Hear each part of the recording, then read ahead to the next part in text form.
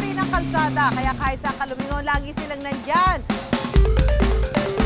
Yung iba, grabe silang mahalin at alagaan.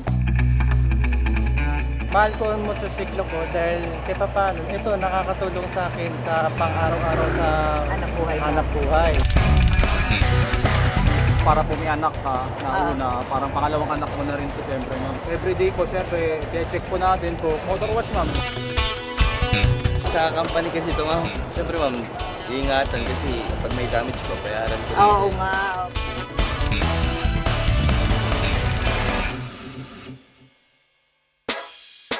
Ganyan din daw ang pakiramdam ng 30 years old na si Francis. Hindi lang isa, dalawa o tatlo ang motorsiklo niya, kundi 16 na big bikes.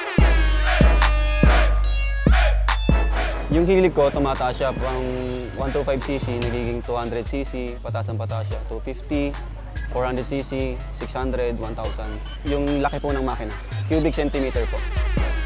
Pero ang mga motorsiklong ito hindi lang for personal use dahil pinagkakakitaan na rin ito ngayon ni Francis. Nagtanong siya kung, bro, pwede bang mahiram yung motor mo?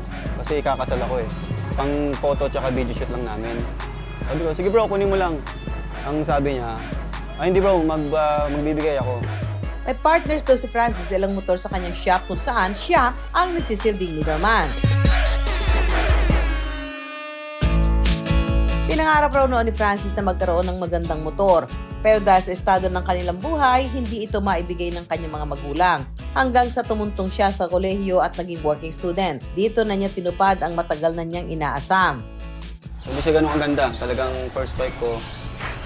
Para lang may travel ako sa bahay, papuntang school, tsaka sa work ko noon. Para makaipon at makabili ng mas magandang motor, sinubukang mangibang bansa ni Francis bilang bartender sa Amerika. At sa pag-uwi ni Francis sa Pilipinas, sinimulan niya ang kanyang big bike rental business. Galing sa inipong pera abroad ang 120,000 pesos na ipinambili ni Francis sa kanyang unang big bike. Nagtitinda rin siya ng motor parts, accessories at motorcycle apparels. Pinasok din niya ang pagbabuy and sell ng big bikes.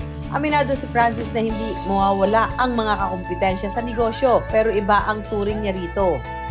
Inisip ko yun as a positive dahil nga marami nang nag-a-arise ng mga big bike rental ngayon. So pagkakulang ako ng units, tinatawagan ko sila. Pag kulang naman sila ng units, tinatawagan nila ako. Parang ano lang, give and take lang kami ngayon. At ngayon, humaharurot na ang kanyang kita mula 20 hanggang 50,000 pesos kada buwan. Dumarating kasi yung point na medyo short tayo. Hindi sapat yung kinikita natin as a employee. So, talagang kailangan natin minsan na magnegosyo eh. So, mag-try tayo ng mga ibang way ng pagkakakitaan. 1,999 pesos ang promo rate sa bawat big bike na ginagamit sa photoshoot sa loob ng 24 oras. Pwede sa kasal, debut o iba pang okasyon. Pero kung gagamitin sa short ride, nasa 2,500 pesos ang renta habang 3,500 pesos naman kung para sa long ride. So sa una pa lang, tatanungin na natin destination, then makikita naman natin sa GPS yun. Pag sumobra sa kilometers yun, may charge tayo na 20 pesos per kilometer. Pagka succeeding hours naman, 150 per hour po. Karamihan sa nag-aarkila ng big bike si Francis ay mga aspiring big bike owner. Meron namang under maintenance ang motor, may date, group rides at para gamitin sa vlogging. Madalas din itong rentahan para sa mga riding course. Sa negosyong big bike rental, importante raw na maayos ang proseso. Pag nag-message sila sa Facebook page, tatanungin po namin yung which bike do you prefer, destination and how many days. Dito malalaman ng team ni Francis kung ito ba ay short ride o long ride. Then after noon, pagka okay po siya, we will require minimum 1,000 pesos reservation fee para ma-book natin yung schedule at yung slot ng bike. Kabilang sa requirements ng aarkila ng big bike ang 3 government IDs, kasalukuyang bill ng tubig at kuryente. Bukod sa driver's license, mas maigi raw kung passport, UMID, national ID o voter's ID ang ipapasa. Meron po tayong security deposit na 10,000 pesos. Pero pag may passport po kayo na masusurrender, 5,000 na lang po ang deposit. Kailangan i-send ang link ng social media accounts para sa background check. Sa turnover ng motor, dapat isubmit ulit ang requirements para ma-check kung lehitimo ang mga dokumento. Ibibigay ng unit renter ang remaining balance bago pumirma ng kontrata.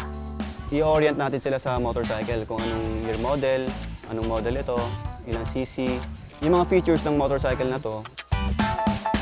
May pinaka-importanting requirements daw si Francis bago i-turn over ang motor. Dapat marunong silang mag-handle ng big bike, physically fit sila. Sa physically fit kasi hindi naman sinasabi sa weight or sa physical feature niya. Ang physically fit kasi yung kaya mo talaga mag-handle kasi mabibigat ang big bike.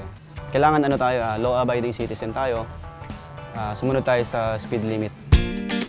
Nag-search ako kung meron bang ganitong rental kasi sa cars, uso-uso yung cars kasi wala pa tayong budget for big bike para matry natin yung feeling na nag-drive ng big bike. So yung pag-ride kasi ng big bike is parang nagiging parang brusko ka mag-drive.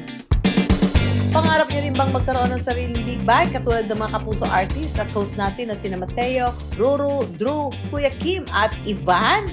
Riding the bike, unang-una, gives you a sense of freedom. Yung focus mo ay nandun lang sa kalsada, parang nawawala yung stress eh. Yung coolness factor nandyan. Pero yung isang feeling ko mas mahalaga, I think it's a life skill. Nakakatulong ko sa environment dahil maliit ang carbon footprint ng motor kumpara sa kotse. Yung sense of risk na rin, makes you feel alive.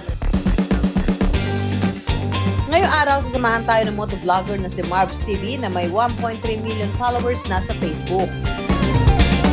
Bakit ka nahilig sa pagmumotor? Ang pagmumotor po para sa aming mga enthusiast talaga. Yung pagmumotor ay hindi lang pang service. Ito ay parang bukod sa hobby, ito na yung pinakatakbuhan naming mga rider pag nalulungkot kami sa mundo. Talaga? Nakakausap niyo ba yan? Hindi naman po, pero pag nagmumotor po kami, parang nawawala lahat ng problema sa mundo. Parang yun yung nararamdaman namin. So paano ka umabot sa pagmumotor? Sa motovlogging po, ako po kasi ay isang mahiyaing tao sa totoo lang. Ayan, Mahiyain po ako.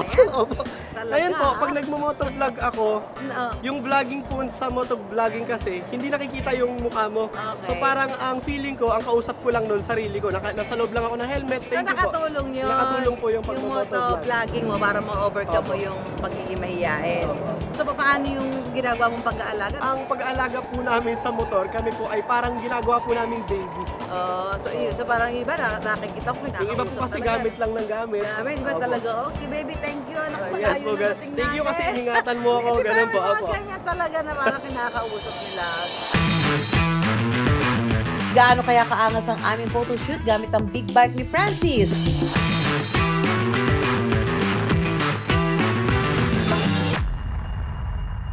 Hi guys, welcome to Bukod sa social media, motovlogging ang nakatulong kay Francis para lumago ang negosyo. Sumali rin siya sa ilang motorcycle riding community kung saan siya nakakakuha rin ng mga kliyente.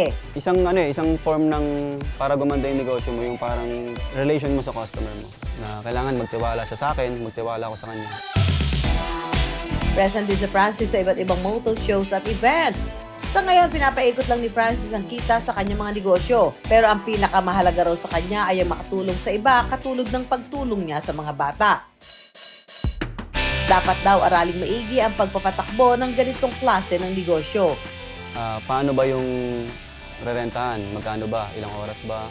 Distance niya, requirements niya. Yung una, marami tayong lapses, marami tayong failure. Pero tinuring natin yun na lesson learned from mistake. Dati kasi hindi ako nagbibilang masyado ng kilometer. Kaso nagiging impact naman yun sa maintenance ng motor. What's up mga karentap na? Importante rin daw ang sipag, talino at tiyaga. So wala namang instant success. So lahat to pinaghihirapan natin. Tsaka sa negosyo, gawin mo yung gusto mo. Yung passion mo. Kasi pag passion mo to, through thick or thin, ilalaban mo yun. Hindi pwedeng laging joyride ang ganap sa buhay. Pagdating sa pagnenegosyo, kailangan ng lakas ng loob at tamang diskarte para tuloy-tuloy ang takbo ng kita.